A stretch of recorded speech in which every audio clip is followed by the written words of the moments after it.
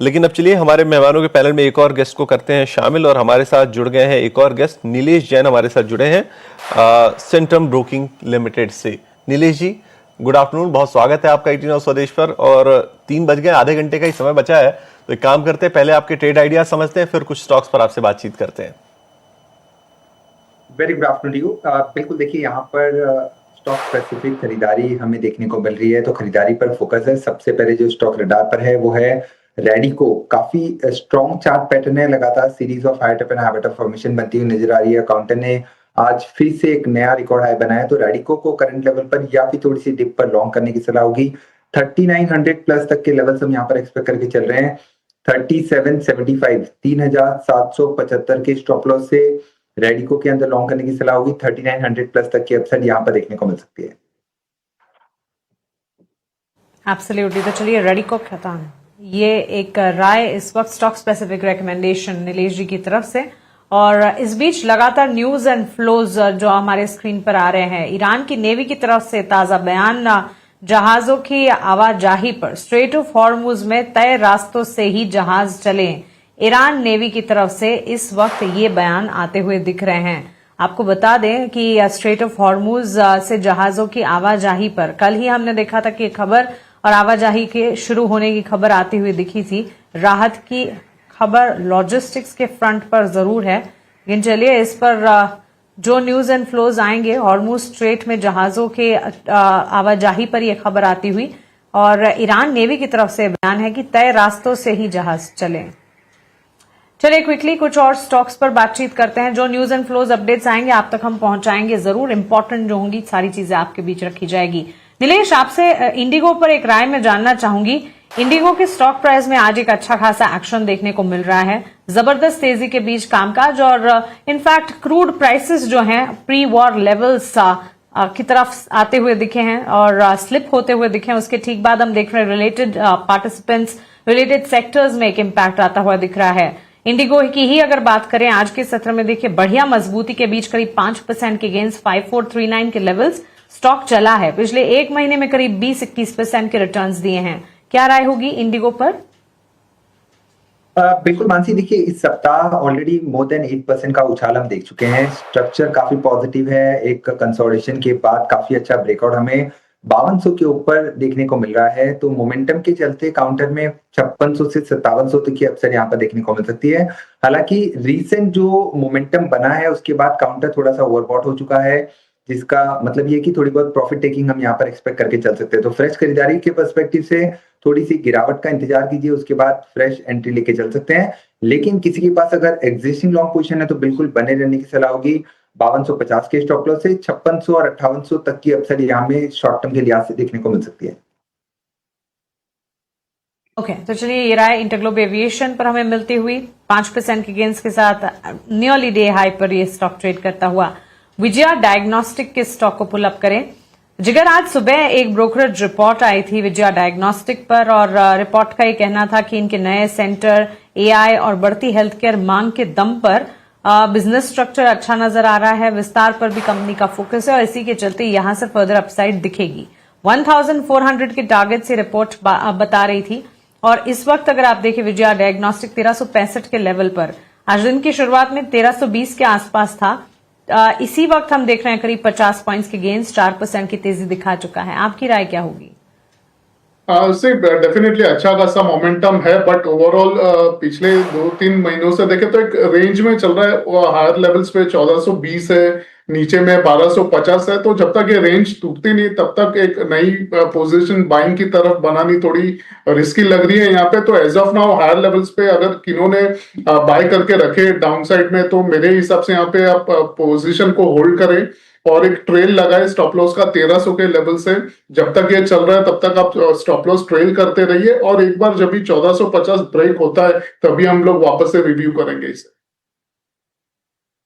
विजय diagnostic पर होगी, लेकिन इस बीच बाजार को लेकर आइए, जरा निफ्टी के चार्ट्स को लेकर आइए स्क्रीन पर, और देखिए पूरी बढ़त गंवा चुका है बाजार। क्या बेहतरीन शुरुआत हुई थी इस शो की, लेकिन शो के दौरान ही पूरी बढ़त गंवाकर अब निफ्टी लाल निशान में फिसलने की तैयारी में है। निफ्टी बैंक ऑलरेडी तो लाल निशान में जा चुका है। निफ्टी में सिर्फ 20-22 अंकों की मामूली सी तेजी अब बाकी रह गई है। एक बार जरा कंट्रीब्यूटर्स को लाइए, कौन से शेयर्स हैं जो ले आ रहे हैं नीचे बाजार को, जरा उन शेयरों की लिस्ट एक बार समझी जाए। तो आज गिराने वाले शेयरों में जो बाजार को अभी नजर आ रहे हैं वो Bharti Airtel, Infosys, Hindalco, power grid, यानी आईटी से इन्फोसिस, टेलीकॉम से भारती एयरटेल, और चलिए एनर्जी और मेटल वाले शेयर तो आज कमजोर थे ही।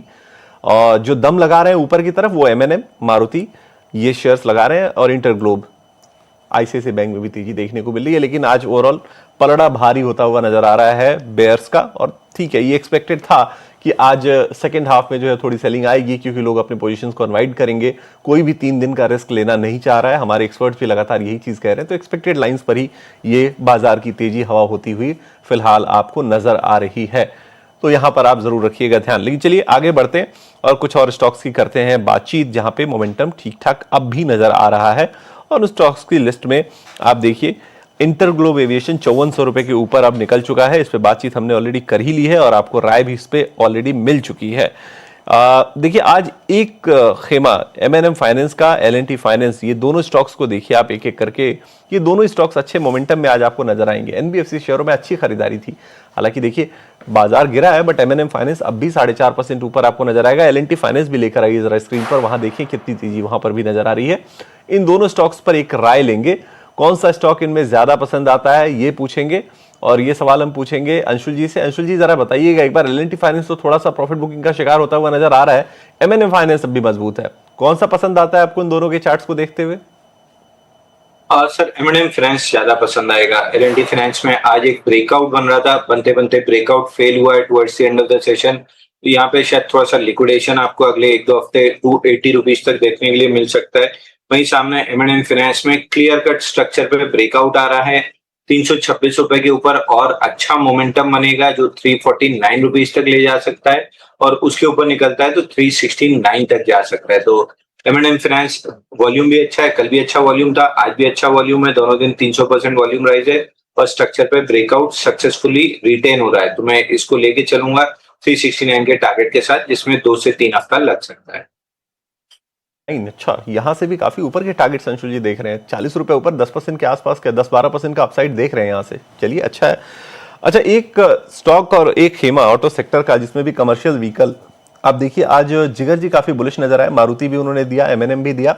और अब मैं उनसे एक सवाल पूछना चाहता हूं अशोक लेलैंड के ऊपर, क्योंकि देखिए 5 करोड़ शेयरों का सौदा हो चुका है आज, बड़े हाई वॉल्यूम के साथ ये स्टॉक चढ़ा हुआ है। आज 3.5% की तेजी, आज 162 का हाई भी टच किया। लेकिन अगर आप इसको दूसरे तरीके से देखेंगे कि 52 वीक हाई से कितना नीचे है, तो आपको 215 रुपए से ही 160 का भाव आपको नजर आएगा, काफी नीचे 30-35% के आसपास की गिरावट आपको वहां से नजर आएगी। अब मेरा सवाल यह है जिगर जी से कि क्या ये स्टॉक वापस 200 के लेवल्स की तरफ बढ़ने की कोशिश मजबूती से कर रहा है? चार्ट्स क्या ऐसा इंडिकेट कर रहे हैं क्या जिगर जी?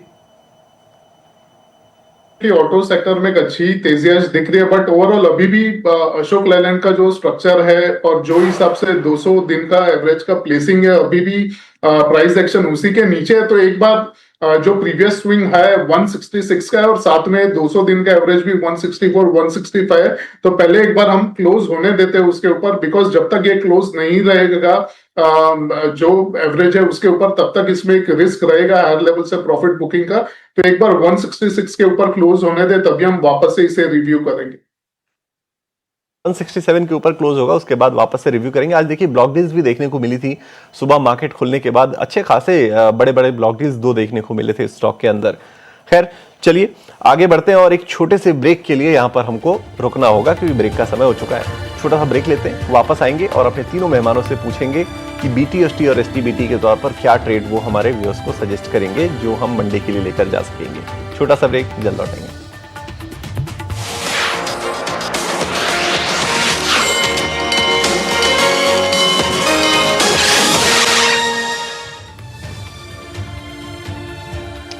ब्रेक के बाद आपका फिर से स्वागत है। आप देख रहे हैं क्लोजिंग कॉल, और हमारे एक्सपर्ट्स लगातार आपको गाइड कर रहे हैं शेयरों को लेकर। अंशुल जैन है, जिगर पटेल है और नीलेश जैन है, जो आपकी लगातार मदद कर रहे हैं। और बाजार हम देख रहे हैं कि ऊपरी स्तरों से नीचे आया, और निफ्टी बैंक ने लगभग अपनी सारी की सारी बढ़त गवा दी है, और निफ्टी भी चला गया है 24,050 के आसपास, यानी कि 24,200 को क्रॉस करने के बाद, और निफ्टी बैंक पर 58,500 क्रॉस होने के बाद प्रॉफिट टेकिंग आई है 3 दिन के एक्सटेंडेड वीकेंड के चलते, और निवेशक थोड़ी बहुत मुनाफा वसूली भी करना चाह रहे हैं, अनिश्चितता लेकर जाना नहीं चाहते हैं।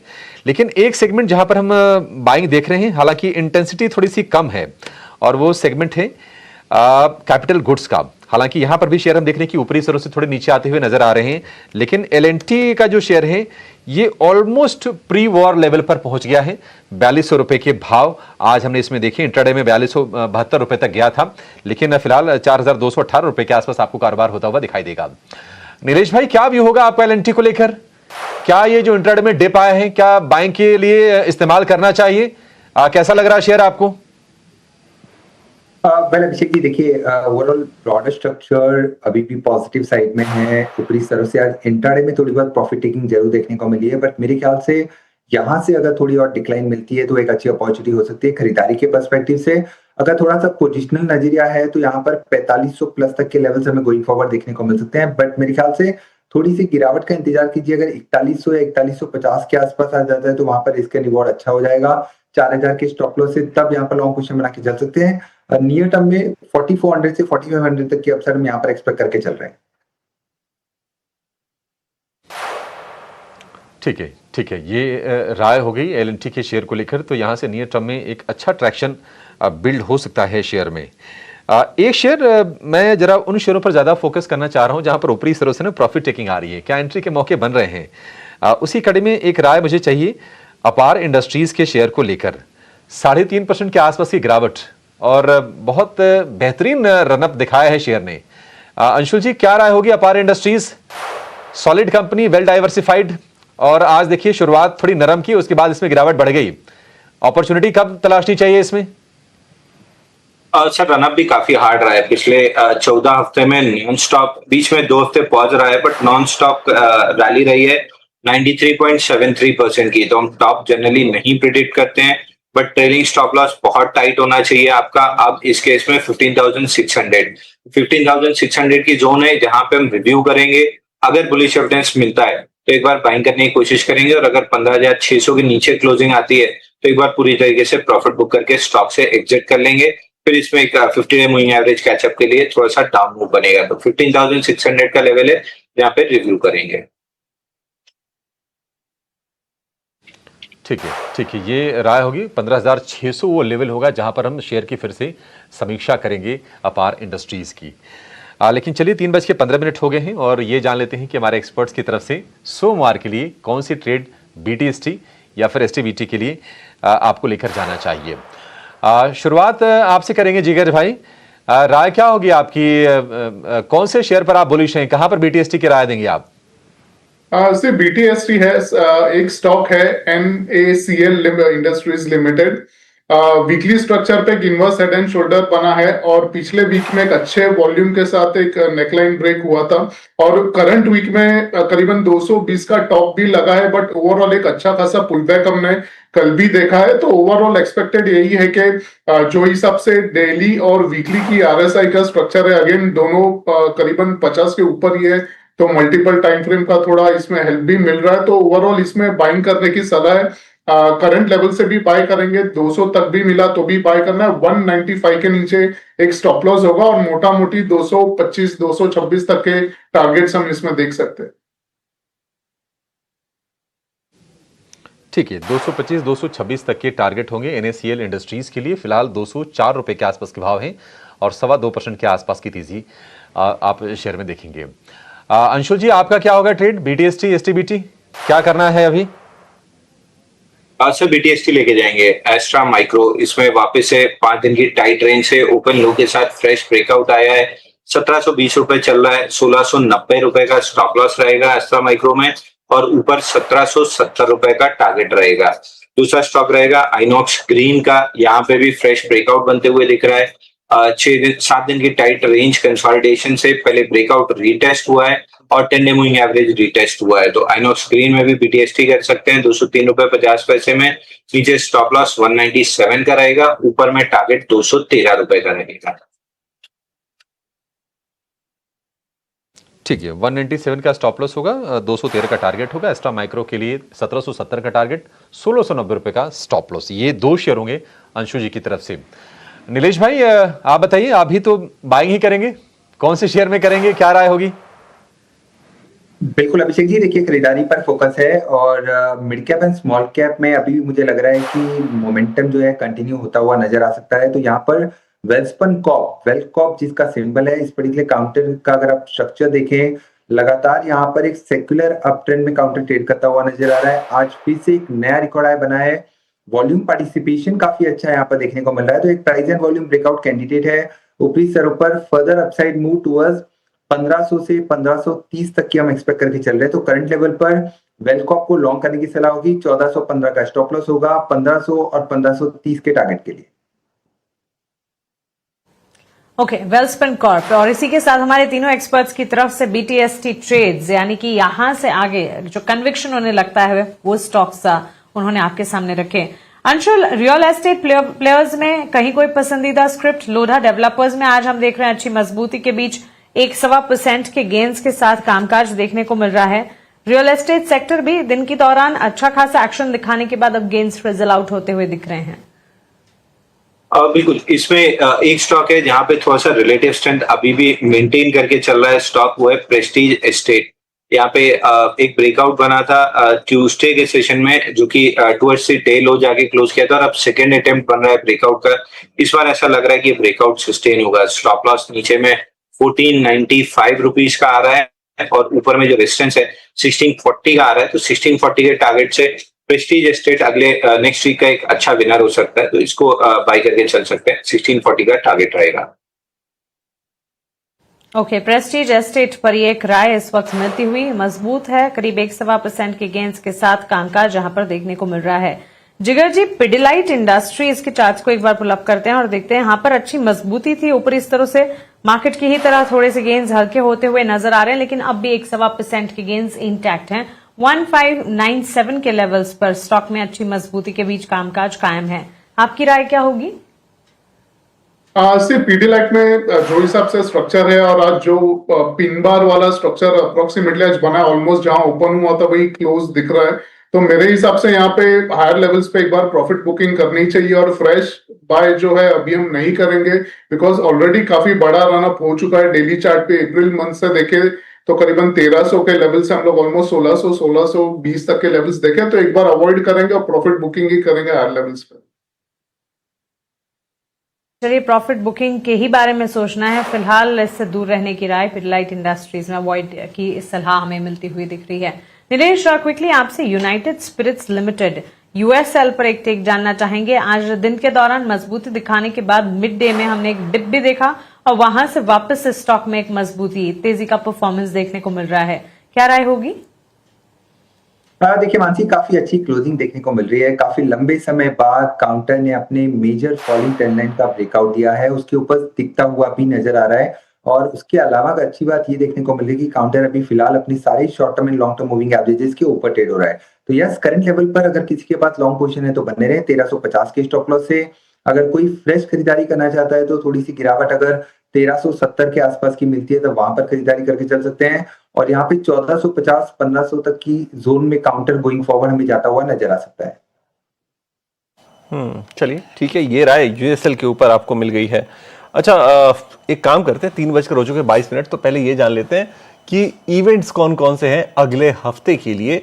अगले हफ्ते जब बाजार खुलेंगे, सोमवार को, कल तो छुट्टी है, तो सोमवार को जब बाजार खुलेंगे तो कौन सी इवेंट्स पर आपको नजर रखनी है? अर्चना हमारी सहयोगी हमारे साथ जुड़ी हुई है। अर्चना, बताइए कौन से इवेंट्स हैं जो नजर रखनी है हमें अगले हफ्ते के लिए? जी, कल भारतीय बाजार के लिए लॉन्ग वीकेंड है क्योंकि कल मार्केट मुहर्रम के अवसर पर बंद रहेंगे। साथ ही कल फॉरेक्स रिजर्व के डेटा भी इम्पॉर्टेंट रहेंगी। अब एक नज़र डालते हैं कॉर्पोरेट एक्शन की तरफ। कल knowledge marine and engineering works की बोर्ड की बैठक है जहां बोर्ड फंड रेजिंग पर विचार करेगी। अब एक नज़र डालते हैं ग्लोबल ट्रिगर्स की तरफ। कल अमेरिका के एडवांस इकोनॉमिक इंडिकेटर डेटा आएगा जिससे US इकोनॉमी की सेहत को लेकर संकेत मिल सकते हैं। साथ ही कल यूरोप में कंज्यूमर प्राइस इंडेक्स यानी सीपीआई के एस्टिमेट्स पर फोकस रहेगा, जिससे महंगाई के ट्रेंड से ईसीबी को आगे की पॉलिसी का अंदाज़ा लग सकता है। साथ ही कल जापान में टोक्यो सीपीआई डेटा भी मार्केट के लिए इम्पॉर्टेंट होगा। अब बात करते हैं अन्य ग्लोबल इवेंट्स की।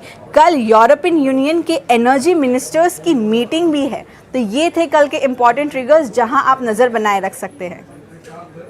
चलिए, बहुत शुक्रिया अर्चना इन तमाम इवेंट्स को लेकर आने के लिए।